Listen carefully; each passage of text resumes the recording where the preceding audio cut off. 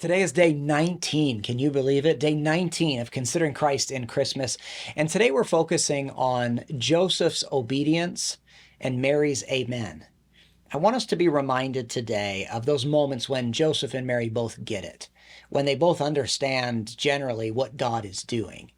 You may remember day 17, we focused together on Joseph and Mary's objections to the virgin birth, and I don't blame them for those objections.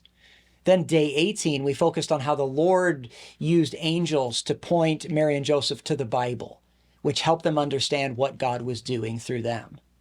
So first of all, now Joseph is at a place of obedience.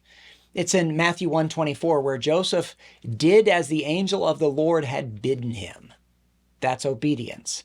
Instead of making Mary a public example or even putting her away privily, because of course he suspected immoral behavior on her part, instead of that, Joseph took unto him Mary as his wife. He obeyed God. He trusted God's plan for his life. And in verse 25, Joseph's obedience is further seen because in verse 21, the angel of the Lord told Joseph what to name the baby. In verse 25, Joseph obeys, and he called his name Jesus. So what does the name Jesus mean? Why did the angel of the Lord instruct Joseph to name that baby Jesus? In this video series, I've already made much of the meaning of the word Christ, but what about the name Jesus? Well, the name Jesus means Jehovah saves. It is to say God is salvation.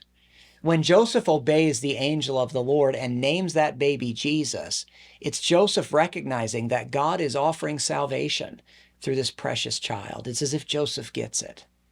But then secondly today, consider with me Mary's amen. It's in Luke 1:38 where Mary says, "Be it unto me." It's the same idea as saying the word amen. After getting to dialogue with Gabriel and ask him the question, "How shall this be, seeing I know not a man?" Mary finally gets it, and she says amen to God's plan for her life. Even though virgin conception is biologically impossible, she now understands that with God, nothing shall be impossible. And that's why Mary responds so humbly in verse number 38. She says, "Behold, the handmaiden of the Lord," and she says, "Be it unto me according to thy word."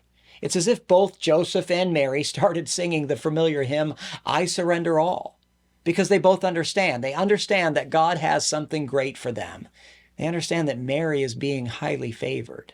And of course, they'll still have some questions in life. There'll still be times in their lives of uncertainty.